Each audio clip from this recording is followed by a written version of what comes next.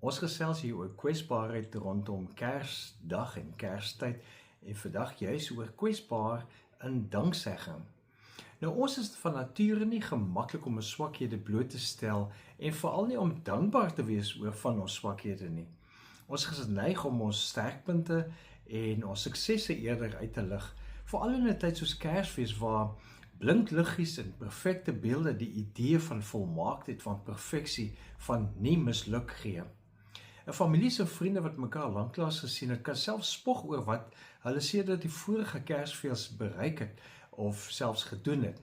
Maar die implikasie van Kersfees bring eintlik 'n ander perspektief dat selfs ons broosheid, selfs ons mislukking kan deel wees van God se genade. Wanneer Paulus skryf in Filippense 4 vers 6, moet oor niks besorg wees nie, maar maak in alles julle begeertes deur gebed en smeking en met danksegging aan God bekend. Herinner hy ons dat met dankbaarheid dit nie net bedoel is vir goeie dinge nie, maar juis ook vir tekortkominge. Om kwesbaar te wees in danksegging beteken om eerlik te erken, ek het gefouteer, ek het misluk, ek het 'n denkfout begaan, maar ek is dankbaar vir wat ek daaruit kan leer.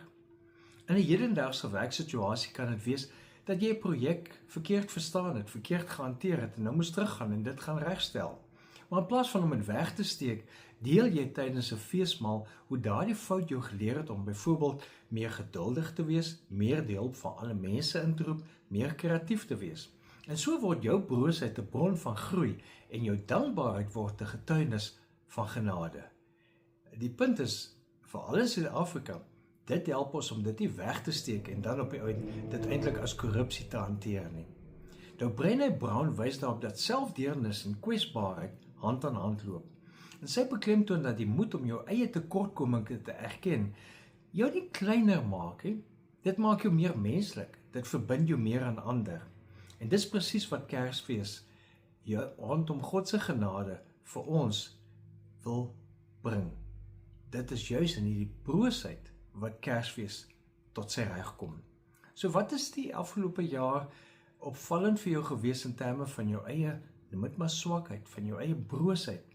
En dink 'n oomblik, hoe kan jy daarvoor dankbaar wees, omdat dit jou juis help vorm en groei het? En leef met die moed om dit selfs met 'n vertroueling te deel. Leef geïnspireerd.